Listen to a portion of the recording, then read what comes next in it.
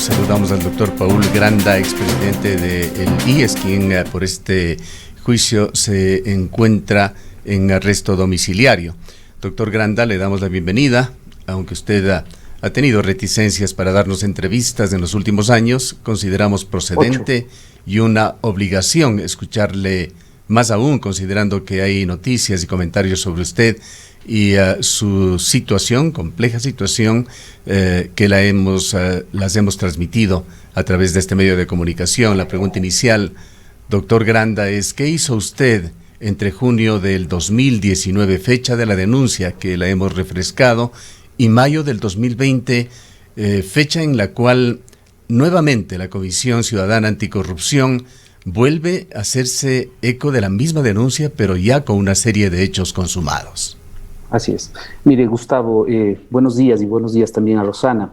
Un pequeño comentario, porque creo que hay que entrar en el fondo. Reticencia a asistir por un asunto de estilo, quizás. No comparto que se denigre a las personas de manera generalizada, y obviamente usted sabe y usted me ha conocido porque he sido un actor público, político de la ciudad de Cuenca por décadas, digamos, en los últimos 18, casi 20 años, desde que empecé mis funciones públicas como concejal, y antes incluso como candidato a la prefectura de la SUAY. Cuando hay ataques a mansalva, cuando hay ataques que denigran la personalidad, que denigran al ser humano, yo no lo comparto, y creo que en algún momento habrá oportunidad de conversar sobre este tema. No vamos a distraernos. En eso le garantizo que usted jamás ha sido denigrado, doctor Granda. En el fondo. Usted lo habrá tomado así, pero no vamos a quedarnos en eso. Sí, hay sí, cosas yo creo más que importantes y poco tiempo para evacuar otros temas más del momento.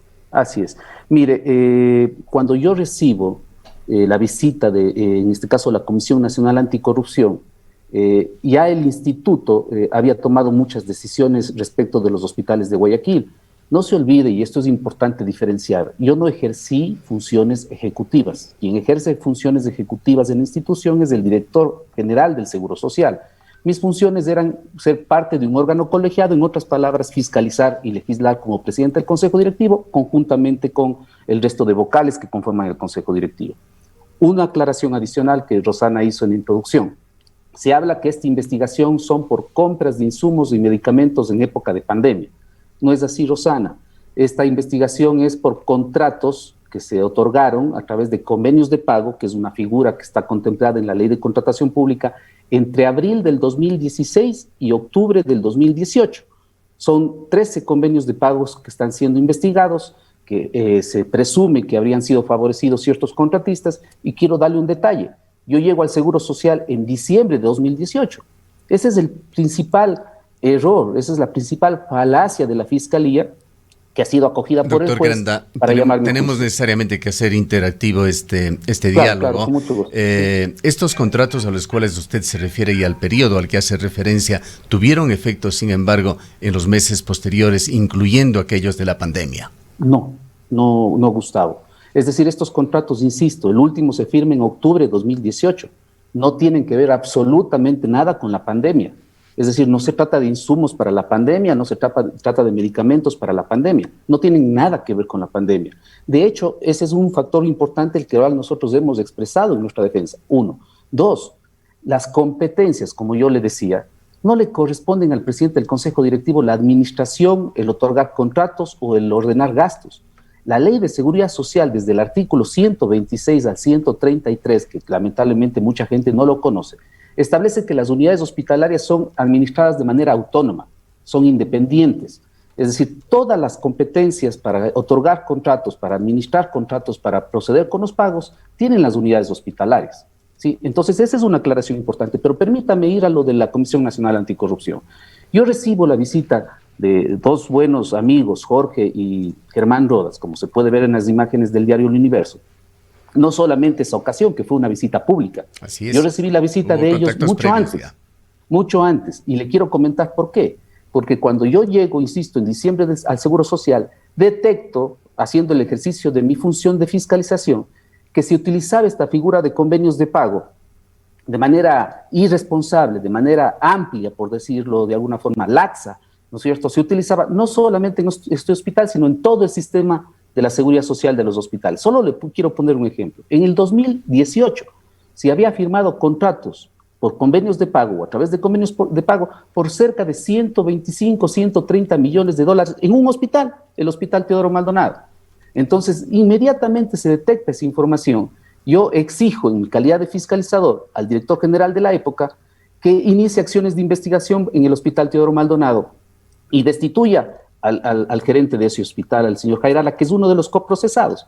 Permítame nada más, permítame compartir una pantalla para que esto sea claro y sobre todo para que sea interactivo, como usted decía, Gustavo. Mire usted, aquí está el documento que establece que efectivamente se destituye o se le remueve del cargo. No está apareciendo ningún documento, doctor Granda. Ahí, ¿ustedes pueden verlo? No. Aparentemente está cambiada la pestaña. Tiene que buscar ahí alguna otra de las pestañas que tiene. Seguramente se puede ver ahí. No, estamos viendo nada más una página de Sedia. Ah, qué pena.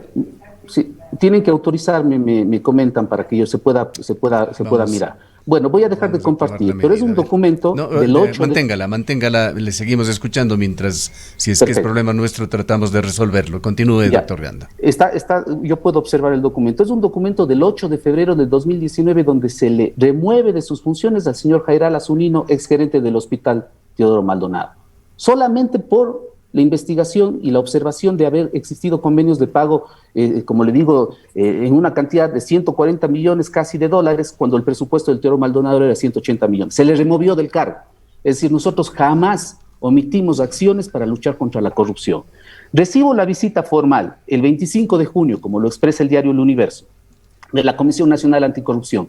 El día 26 pido al Comité de Ética, creado por nosotros, por el Consejo Directivo nuestro, pido al Comité de Ética que inicie investigaciones sobre la denuncia presentada por la Comisión Nacional Anticorrupción. El día 5 de julio del 2019 se presenta la denuncia ante la Fiscalía General del Estado. Es decir, no pasó más de una semana para que se presente la denuncia ante la Fiscalía General del Estado. Resulta que de denunciante pasó a ser parte de una estructura criminal.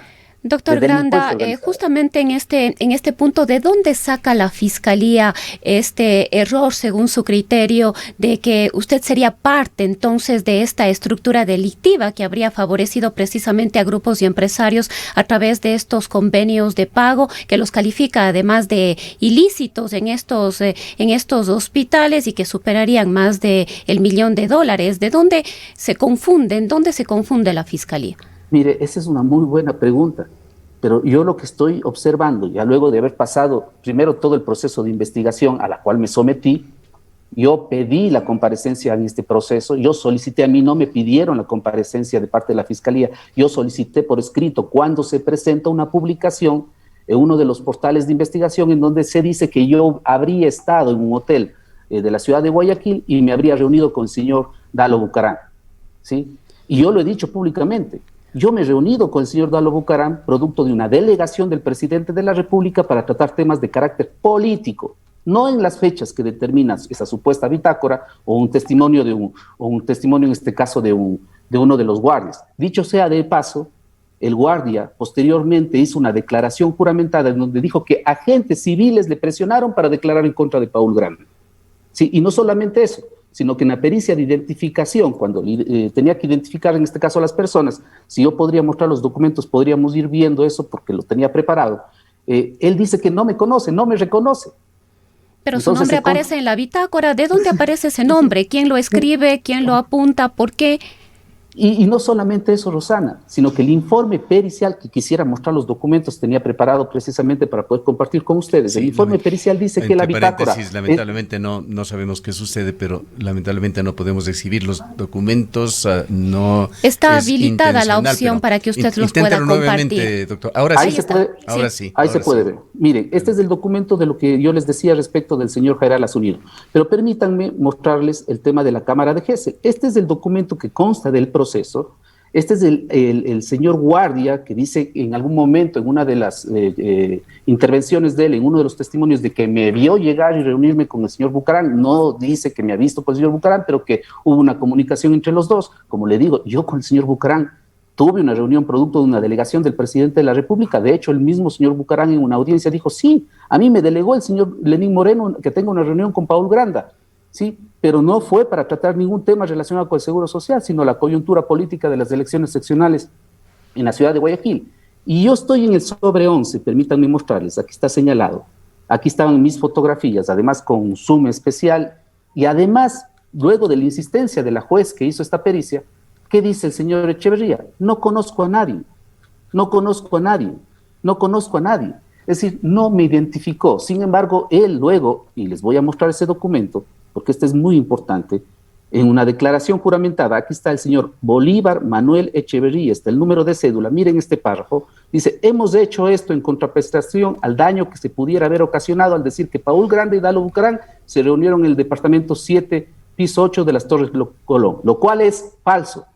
Eso lo dijimos a pedido de los agentes civiles, como detallamos en nuestra declaración. Es decir, agentes civiles les presionaron para que declaren en nuestra contra. A pesar de que esto existe en el proceso de investigación, al señor Bucarán se le ha absuelto, ¿no es cierto?, por parte del juez Guerrero, y en el caso mío, que este era mi elemento supuestamente de vinculación a una estructura criminal, una reunión no demuestra que existe una estructura criminal.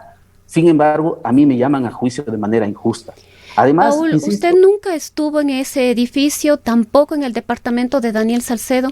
No, porque no le conozco al señor Salcedo, no he estado en ese lugar. Repito, yo me he reunido con el señor Bucarán en 2 ocasiones, una ocasión en la ciudad de Guayaquil y otra ocasión que tuve, por coincidencia, un encuentro en la presidencia de la República en una de las reuniones que él tendría o tenía con el presidente, la cual yo no participé. ¿A qué viene, incluso el señor Bucarán, su nombre escrito en esa bitácora? Esa es una buena pregunta. Esa es una buena pregunta. Esa es una buena pregunta. De hecho, uno de los guardias, solamente para que ustedes vean la inconsistencia, y permítanme mostrarles, esto es muy importante, el tema del informe pericial de las bitácoras. Esto está en el proceso, estos son documentos sacados del proceso. Si ustedes pueden ver, ahí dice informe técnico pericial documentológico, ¿no es cierto? Tiene el número de referencia, pero permítanme llevarles a las conclusiones. ¿Qué dice? Las bitácoras correspondientes a la cadena de custodia, se refiere a las bitácoras de la Torre Colón, donde constan registros de las torres, se constató la existencia de varias mutilaciones de sus hojas, conforme se describe la ilustración fotográfica en el numeral X y Z. Fíjense ustedes, es decir, esas bitácoras son inconsistentes. El propio gerente del hotel dice que él no puede garantizar la idoneidad de esas bitácoras. E incluso uno de los guardias que dice haber escuchado que Paul Granda estuvo ahí, que no me reconocen ninguno de los guardias en la cámara de Gesell en esa evidencia, dicen que ha estado Iván Paul Granda. Imagínense ustedes, es decir, hay una confusión, una inconsistencia. Doctor Granda, sabemos que el tiempo es muy limitado. Usted señala, y le hemos escuchado en otras ocasiones decir que usted no tuvo funciones ejecutivas en el IES. Debo decirle que todos los últimos presidentes del IES, Rubén Flores, Ramiro González, Fernando Cordero, Víctor Hugo Villacrés, Richard Espinosa, tuvieron funciones ejecutivas, tomaron todo tipo de medidas, hicieron y deshicieron lo que quisieron con los intereses del IES, vendieron papeles al gobierno, que no han hecho, y las decisiones fueron tomadas por ellas, sí, ejecutadas a través de un consejo directivo que tiene que de alguna manera aprobarlas. Pero yo creo que ni usted mismo se cree al decir yo no tomaba decisiones en el IES. De carácter ejecutiva, no. De hecho, Gustavo, perdóneme decirle, yo no he firmado ningún contrato, yo no he establecido ni ordenado ningún gasto. El Consejo Directivo determina políticas. Pero un presidente del IES toma decisiones, decisiones, influye en esas decisiones, que lo firme el gerente es otra cosa. Pero en derecho público usted sabe que uno está permitido hacer lo que puede hacer, lo que está escrito. Entonces, punto, claro, sí, el Consejo Directivo dará directrices, por supuesto, pero no son directrices dadas de manera exclusiva por mí, sino a través de decisiones y resoluciones del Consejo Directivo. Otro tema que quisiera preguntarle, doctor Granda, esto tiene mucho que ver, y partamos de una cosa, los medios de comunicación no somos y no debemos pretender jamás ser jueces de una situación, no es ese nuestro papel, tampoco lo es el día de hoy, pero sí es importante que usted en esta presencia pública que hace, dirigida a los ciudadanos, tampoco es esto dirigida a los jueces, a los ciudadanos, a sus conciudadanos, es importante conocer sus conceptos, sus criterios, que son elementos importantes justamente para su defensa como ciudadano, como un ciudadano de Cuenca, un exalcalde de esta ciudad. Díganos, doctor Granda, de la manera más clara, ¿qué opina usted sobre la política tantas veces negada por ustedes? Me refiero a María Paula Granda, a Sebastián Roldán, a usted, a otros funcionarios del gobierno del gobierno de Lenin, de la entrega de la administración de los hospitales por parte del gobierno, buscando coyunturas para tener una mayoría funcional en la Asamblea. ¿Qué opina usted de esto? Mire, yo le voy a decir una cosa con absoluta franqueza.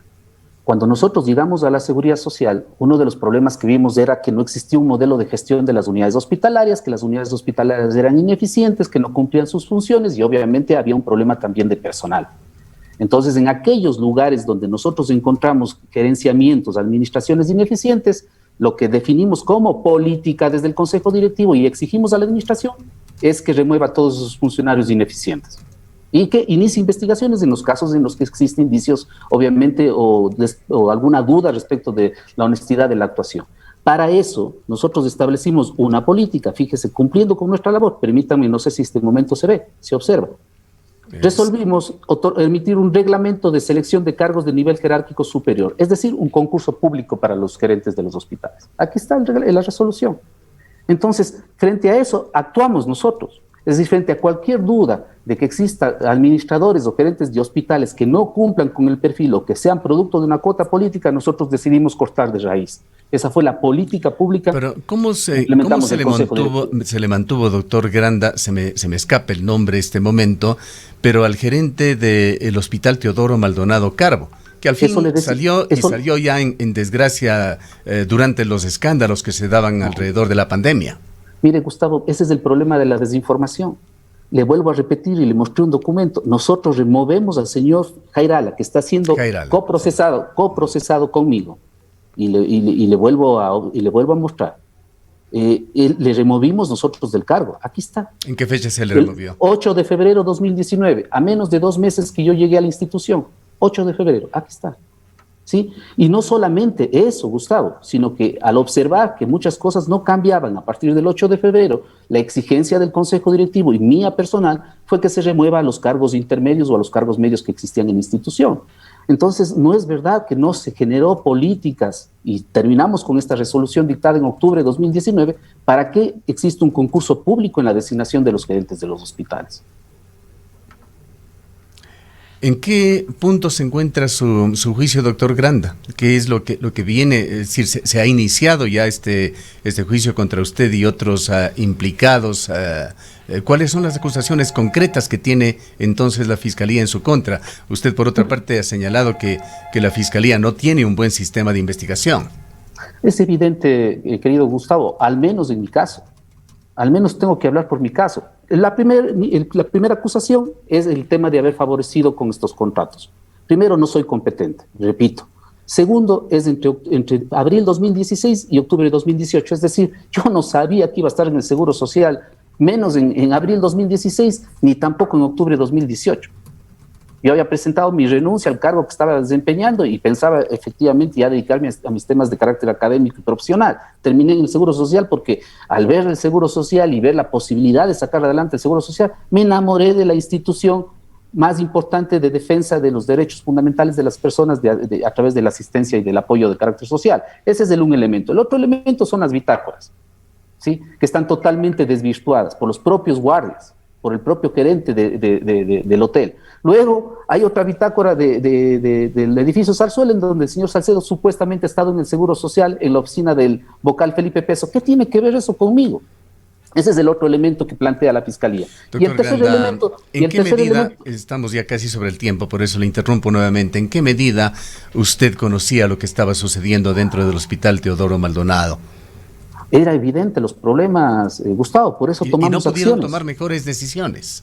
No, se tomaron acciones, se removieron y se presentaron las denuncias correspondientes. Pero no se corrigieron las cosas. Ese es uno de los hospitales donde los mayores escándalos surgieron. Incluso Jorge Rodríguez, en una misma entrevista que tuvimos aquí, lamentó que luego de haberse reunido con usted para conocer e identificar todas estas circunstancias lamentables al interior del IES, no se habían tomado las medidas que se debían. Ahí teníamos una diferencia con Jorge, a quien yo quería y respetaba muchísimo porque conversamos muchas veces, él me aconsejaba muchas veces en la lucha anticorrupción. Teníamos una sola diferencia, teníamos una coincidencia de fondo que era la lucha implacable contra la corrupción. La diferencia era que él quería que yo haga un anuncio público, digamos, y yo decía que tenía que establecerse los mecanismos de investigación a través de la Fiscalía y la Contraloría. Pero se tomaron correctivos de manera constante. Solamente les quiero poner un ejemplo. En el 2019 hubieron 4 gerentes en el Teodoro Maldonado, porque ante la primera duda que se daba respecto de alguna actuación, la orden que se había dado desde el Consejo Directivo es que la Dirección General tome decisiones radicales, y no solamente con el gerente general.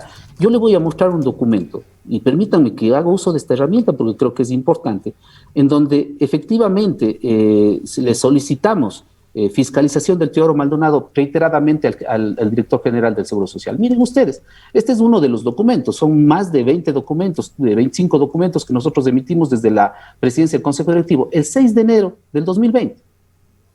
¿Sí? Aquí está, de conformidad con la ley, hay hechos que se han tomado, que se han denunciado, que se tomen acciones de manera inmediata, y solicito mantener informado a este despacho sobre las medidas implementadas. Paul Granda López, firmado por mí, con copia al Comité de Ética y muchas de las veces Doctor denuncias Granda, a la Fiscalía y a la Contraloría. Otra pregunta. ¿Cuál es su lectura sobre el involucramiento de la familia Bucaram en estos negocios con el IES? Mire, ese es un tema que... ¿Cómo se dio? ¿Cómo nacieron? ¿Cómo se les autorizó? ¿Cómo encontraron esos nichos para ellos, entre comillas, trabajar? O sea, de lo que está diciendo ahora el juez y la propia Fiscalía es de que los señores Bucaram, al menos el señor Dalo Bucaram, no ha tenido ninguna vinculación. Es decir, esas son las cosas que tienen que preguntarse, no a Paul Granda, sino a la Fiscalía. Lo que nosotros hicimos, y eso le quiero reiterar, Gustavo, lo que nosotros hicimos, que frente a cualquier denuncia, frente a cualquier investigación realizada por nosotros mismos en el ejercicio de la fiscalización, nosotros actuamos. Pero sí resulta inverosímil, permítame nuevamente regresar a la situación mía personal. Usted me preguntaba cuál es la situación, estoy llamado a juicio, me vincularon por supuestamente una reunión con el señor Dalo Bucaram, y resulta que ahora el señor Dalo Bucaram ya fue sobreseído, y yo, a pesar de haber sido el único elemento de vinculación, esa reunión, sigo siendo parte procesal en una situación compleja. Mire, Gustavo, porque entiendo el tiempo se nos va, mi familia ha sufrido este atropello, han investigado a mis padres. Usted conoce a Víctor Granda, usted conoce a Marta López, le han investigado a mis suegros, a Rubén Vélez, le han investigado a mi esposa, se han metido en todas las cuentas y no han encontrado absolutamente nada. Yo le voy a mandar un documento, Gustavo, si usted me permite, y no tengo su teléfono. Yo le hago llegar todos estos documentos que le he presentado, pero además le hago llegar un detalle. Se ha demostrado en más de 12 informes de la propia Fiscalía, de la Contraloría, que están en el proceso, de la UAFE, del SRI, de la Superintendencia de Compañías, que yo no tengo absolutamente ninguna vinculación societaria, financiera, y que no he recibido beneficio económico de esta supuesta estructura criminal. Gustavo, no les conozco.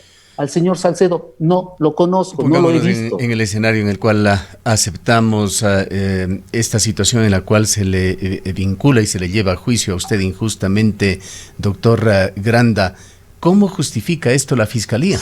Soy un chivo expiatorio, soy una cabeza de turco para ocultar yo no sé qué, o soy parte simplemente de estas estructuras a las cuales yo denuncié, y que con todo el poder que tienen, además en una ciudad en la que yo desconozco, digamos como Guayaquil, seguramente tienen las cuerdas suficientes para tener injustamente a Paul Granda en un proceso judicial. ¿Cree usted que la doctora Diana Salazar, la fiscal del Ecuador, va a permitir esta figura de un chivo expiatorio, habiendo sido y siendo usted un hombre público, un exalcalde de esta ciudad? ¿Cree que las cosas se siguen manejando así en la Fiscalía? Mire, yo sé que la señora fiscal general en varias ocasiones se ha expresado respecto de este caso cuando lo ha estudiado. E incluso sé que ha dicho que las investigaciones son autónomas y de total responsabilidad de los fiscales. Eso es lo que ella ha dicho. Y que sabe que aquí no existe ningún elemento en mi contra. Eso es lo que a mí me han dicho varias personas que han conversado con la señora fiscal. Que ella no intervenga, yo no comparto con esa posición.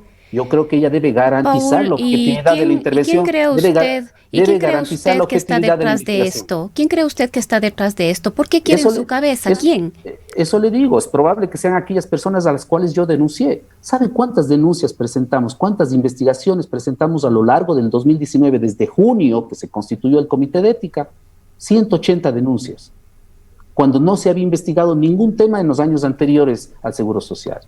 Entonces, seguramente son esos mismos grupos a los cuales nosotros afectamos con las denuncias, o no sé si es que hay algún interés político para distraer verdaderos casos de corrupción. Serían los mismos grupos, doctor Granda, que tienen aquí en la Fiscalía de La Suaya, en una de las fiscalías, una investigación con respecto a los contratos iniciales del tranvía Cuenca. Perdóneme, fíjese usted, Gustavo, hay 2 denuncias que se presentaron en su momento, 2 denuncias que están archivadas. Sí, y yo no quiero mezclar, por supuesto, yo conozco los funcionarios judiciales y los funcionarios, yo fui funcionario judicial en mi época de estudiante, y en la ciudad de Cuenca y en la provincia de La Suaya las cosas funcionan muy bien. Habrán excepciones como todo en la vida. Y yo quiero decirle una cosa adicional y voy a tener que ir terminando porque tengo un compromiso con una radio colega de ustedes. Mire, Gustavo y Rosana, usted trabajó conmigo, pudimos compartir unos meses en el municipio. Yo soy una persona que jamás en mi vida, Gustavo, jamás en mi vida, ni siquiera he insinuado un acto irregular a ningún funcionario, a ninguna persona, y le podrán dar fe, no una persona, sino miles de personas. Y otra cosa que para mí es muy importante, producto de mi formación personal de casa, de hogar, incluso de convicción espiritual y una formación académica, es yo no le puedo fallar a Cuenca. Cuenca es una ciudad honesta, y yo soy un hombre honesto, que lamentablemente estoy en esta terrible situación injusta y no puedo fallarles a mis hijos. No puedo fallarle a mi esposa, no puedo fallarle a Emilio y Violeta, que el único legado que yo pretendo dejarles es mi honor, es lo que he pretendido toda mi vida. Yo jamás he querido acumular riquezas. ¿Sí? Paul, entonces, ¿cuál es la situación con su secretario? Entendemos que está prófugo. ¿Cuál secretario? Con el secretario que trabajaba cerca de usted, una de las personas que estaba dentro de... Fernando Pauta fue presidente del Consejo, del Comité de Ética, entiendo yo que le está prestando funciones en otras instituciones. Yo entiendo que usted se refiere al director general, al ex director general Ángel Loja. El señor Ángel Loja, de lo que yo conozco, el doctor Loja está con medidas alternativas compareciendo a un juicio. Es decir, él, entiendo yo, y otros funcionarios están, dicho sea de paso, nosotros tomamos decisiones como consejo directivo, fiscalizamos al director general, tomamos la decisión de removerlo y de presentar las denuncias que entiendo yo son parte de esta investigación de la cual es parte el doctor Loja, que entiendo está defendiéndose en libertad. Entonces no hay ahí ninguna persona que esté prófuga de lo que yo conozco a Rosana. Lo que les quiero decir, y para terminar, Gustavo, qué pena que no podamos ir conversando, y mire, han sido 8 largos años que no hemos tenido la oportunidad de conversar. Sí he conversado y he tenido entrevistas con su hermano Fausto, a quien le guardo un enorme afecto, que también colaboró con nosotros en el municipio con trabajos de consultoría, y yo jamás él podrá dar fe, le he dicho, oiga, vea Fausto, veamos si hagamos alguna cosa. No, Paul Granda no es de ese tipo de personas, pero tampoco me voy a quedar callado. He sido muy prudente en este proceso de investigación. Yo voy a hacer honor a la ciudad a la cual yo me siento orgulloso de haber nacido y haber representado como concejal, vicealcalde y alcalde, pero también voy a hacer honor a mi familia. Ustedes conocen a la familia Granda, ustedes conocen a la familia López. Yo soy sobrino de Rosendo López. Es decir, ustedes saben la prestancia del doctor Rosendo López. Yo jamás podría fallar a los principios y valores y a la ética de toda mi familia. Gustavo, yo estoy dispuesto para comparecer las veces que sean necesarias. Habrán temas que conversar. Le pido de favor a través de su colaborador que me haga llegar su teléfono. Me gustaría hacerle llegar los documentos. De Rosana tengo. Les hago llegar toda la información con detalles, foja a foja, que ustedes vean la injusticia que se está cometiendo conmigo. Y agradecerles por este espacio. Así esperamos, doctor Granda. Realmente esperamos que usted limpie su nombre, y reiteramos, nosotros ni de lejos somos jueces en estas circunstancias y estamos listos para exponer sus puntos de vista y de las distintas partes, si es que hay otras partes en estos temas o en los que tenga que ventilar. Habrá sin duda oportunidades de conversar en el futuro. Declaraciones del doctor Paul Granda, ex presidente del Instituto Ecuatoriano de Seguridad Social. Cuenca, año 2050. Cuando la contaminación y la escasez de agua son problemas en todo el mundo, en Cuenca, Ecuador, todavía se vive tan bien como hace 30 años. Esto gracias a que los cuencanos tomaron decisiones correctas, como la construcción del proyecto hidroeléctrico Soldados Yanuncay, que ha generado 22 megavatios de energía limpia, reguló el caudal del río Yanuncay y garantizó el agua potable para Cuenca y agua de riego para San Joaquín y Baños. Aunque esto parezca ficción, es nuestro compromiso con Cuenca Bicentenaria, el Ecaustro. Juntos generamos agua y energía para la vida.